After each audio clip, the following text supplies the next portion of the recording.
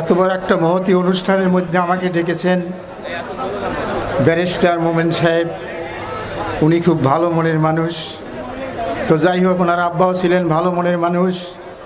তো সবাইকে নমস্কার এবং সালাম আলাইকুম। দেখেন, এই সাক্ষীর বিষয়টা আমাকে ওসি সাহেব নিয়ে গেলেন। ওসি সাহেব নিয়ে যায় আমার একটা জায়গায় রাখলেন। ওখানে প্রতিদিন 4 জন করে ব্যারিস্টার আমাকে বুঝাইতো যে আপনি এই কথা বলবেন। তা আমি একটা কথাই বলছি যে ভাই, আমি কিন্তু মিথ্যা কথাটা বলবো না। যেটা আমি জানি না, শুনি না, সেই কথাটা আমি বলবো না।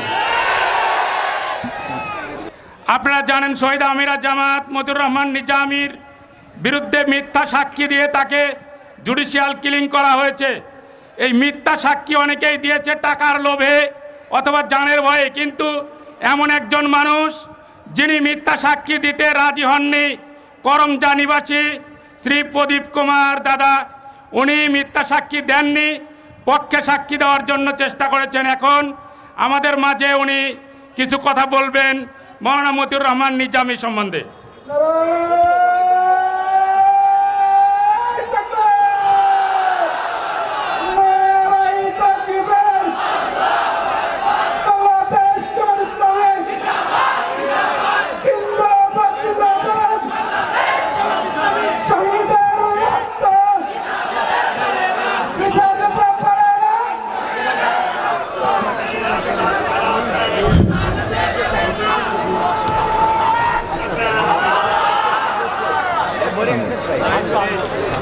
সবাইকে ধন্যবাদ।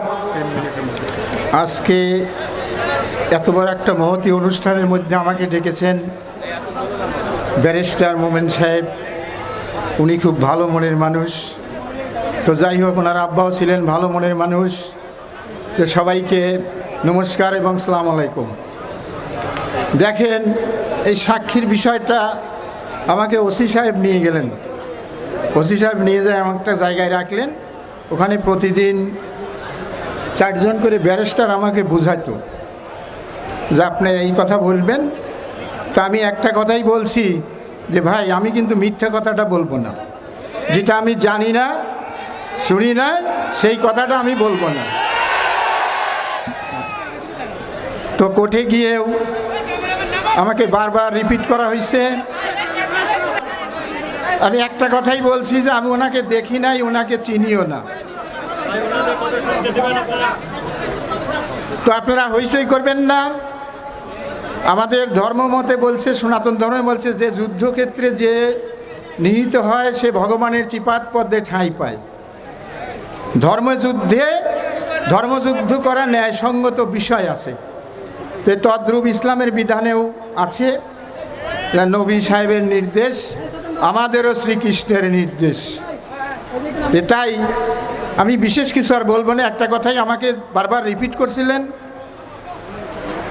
সেখানে আমি একটা কথাই বলছি, আমি ওনাকে দেখিনি ওই দিনে, বা আমি চিনিও নাই, এই পর্যন্তই।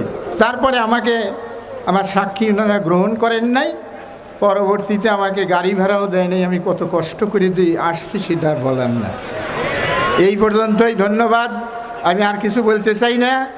তো সবাই আমরা ভুল ত্রুটি হলে আমাকে ক্ষমা করে দিবেন। আর আপনারা আশীর্বাদ করবেন মোমেন সাহেবের জন্য। উনি যেন ভালোভাবে যদি নির্বাচিত হন, তাহলে আশা করা যায় যে আমাদের এই বেড়াসাতি এলাকায় এটা উন্নত মানের কিছু হতে পারে। ঠিক আছে, এইটা আপনারা ভুলবেন না। কেননা একটা জিনিস জানবেন, সবাই কিন্তু বুঝেন, আম গাছে কোনোদিন তেঁতুল ধরে না। ঠিক আছে না? আর তেঁতুল গাছ কোনোদিন তেঁতুল মিষ্টি হয় না। যদিও রৌদ্রের পর গাছ হলে একটু এদিক সেদিক হয়, তেঁতুল কোনোদিন মিষ্টি হয় না। ধন্যবাদ, আর কিছু বলবো না। সবাইকে নমস্কার, আসসালামু আলাইকুম।